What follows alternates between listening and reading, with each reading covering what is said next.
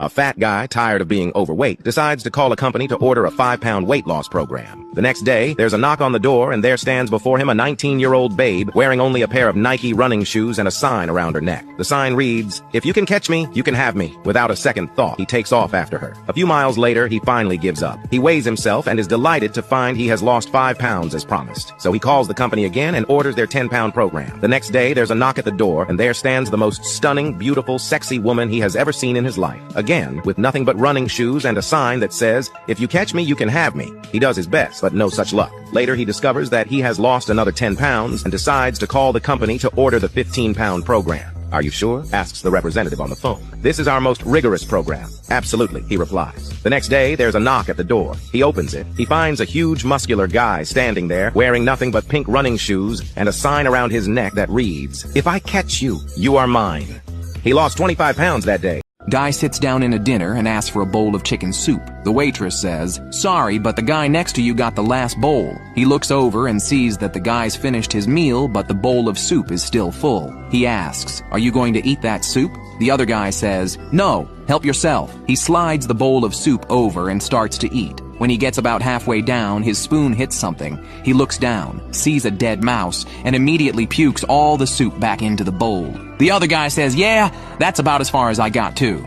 An old lady goes to the doctor. "Doctor, I keep farting, but my farts are silent and odorless. In fact, I have farted 20 times since I was in your office, but since my farts are noiseless and do not smell, you have not noticed." The doctor gives the lady some pills and instructs her to return after 1 week. 1 week later, the lady is back at the doctor's office. "I do not know what was in those pills you gave me, doctor, but my farts, though still silent, now stink like hell." The doctor smiles in satisfaction. "Excellent. Now that we have cleared up your sinuses, let's work on your hearing." A woman has to go to Italy for a conference, so her husband drives her to the airport. "Thank you, honey," she says. "Is there anything I can bring back for you?" He laughs and says, "An Italian girl." When the conference is over, he meets her up at the airport and asks, "How was the trip?"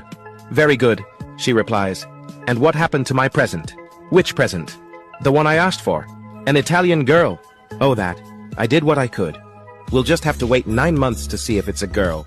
The teacher asks the students to come up to the blackboard and draw something that causes a lot of excitement and commotion. Little Johnny comes up and simply puts a dot on the chalkboard.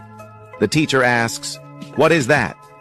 Johnny replies, "It's a period." The teacher says, "Why does it cause excitement and commotion?" Little Johnny says, "It doesn't, but my sister said she missed one this morning, and my mom fainted, my dad had a heart attack, and the guy next door shot himself." Little Johnny and his family were having Sunday dinner at his grandmother's house. Everyone was seated around the table as the food was being served. When little Johnny received his plate, he started eating right away. "Johnny, please wait until we say our prayer," said his mother. "I don't need to," little Johnny replied. "Of course you do," his mother insisted. "We always say a prayer before eating at our house." "That's at our house," Johnny explained. "But this is Grandma's house, and she knows how to cook." Driver was pulled over for speeding. The cop approaches and says, "Do you know how fast you were going?" The driver replies, Yeah, make it quick. I just robbed a bank and I just lost those cops a few miles back." "Really?" as the cop starts taking notes. "All by yourself?" "Nah, I had a partner, but I shot him. He's in the trunk. I also have to smuggle the 20 kilos of cocaine next to him soon, so can you just please hurry up?" "Yeah, I'm calling for backup." The cop takes the driver's keys and puts him in handcuffs. 10 minutes later, 2 squad cars, each with a pair of officers, arrive and inspect the man's vehicle. They kept looking and looking, but they can't find the money, corpse, nor the cocaine. One of the latter cops, the sergeant, goes to the driver to apologize. "I'm sorry to inconvenience you, sir, but our man told us you robbed a bank, killed a man, and was about to smuggle coke." "What?" "I assure you that a God-fearing man like me will never do any abhorrent deed." "Yes, our mistake." "I bet that bastard also said I was speeding."